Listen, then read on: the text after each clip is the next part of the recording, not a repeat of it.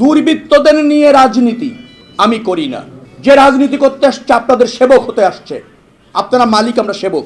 এইটা যে মানে, এটা যে বোঝে, এটা যে করে, সে পলিটিক্স করবে, এর বাইরে কেউ পলিটিক্স করতে পারে। আর যদি বলেন যে ভাই অসহায়, অমুক তো এসে চাপ দেয়, ভয় পাই, আমার জানাবেন দেই কত বড় সাহস আছে, আমি দেখব।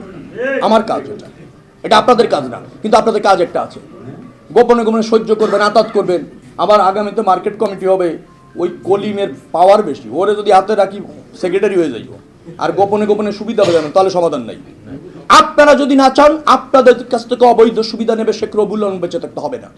মিথ্যা কথা বলে আপনাদের আশ্বস্ত করে ওই ভোট ভিক্ষা করতে আসেনি, ভোট আরোহণ করতে আসছে। ভালো লাগলে নিশ্চয়ই দিবেন,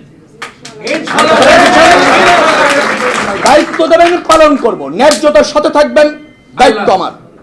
কিন্তু আপনি নিজে ব্যবসায়ী হয়ে অথবা এলাকার একজন 10টা বাড়ি আছে আপনার, আপনি নিজে নিজে একটু গুন্ডা পালবেন, একটু দুষ্টু ছেলেটারে পালবেন, আবার ফোন করে বলবেন বাড়ি একটু দেখতো, একটু সাইজ করে দিত, তার একটু সাইজও করাইবেন, আবার নিজে একটু সাইজ হইবেন, কিছু দিবেন, আর আমার কাছে এসে বলবেন ভাই আইন শৃঙ্খলা খারাপ, সমাধান নাই। বুঝা গেছে? আমরা জীবনে যা উপার্জন করেছি সব এই মানুষের প্রয়োজনে, দলের প্রয়োজনে খরচ করেছি। তো আমার কারো প্রতি দুর্বলতা নাই, কারণ অনৈতিক সুবিধা নেই না। পার্সেস আমাকে করা যাবে না, শেখ রবিউল আলমকে পার্সেস করা যাবে না। কিন্তু শেখ রবিউল আলমকে আপনার দাঁড় গোড়ায় কালকে সকালবেলা আপনার বাসার সামনে পাবেন সেবক হিসাবে, যদি আপনি ন্যায্য হন, যদি আপনি ন্যায্য হন।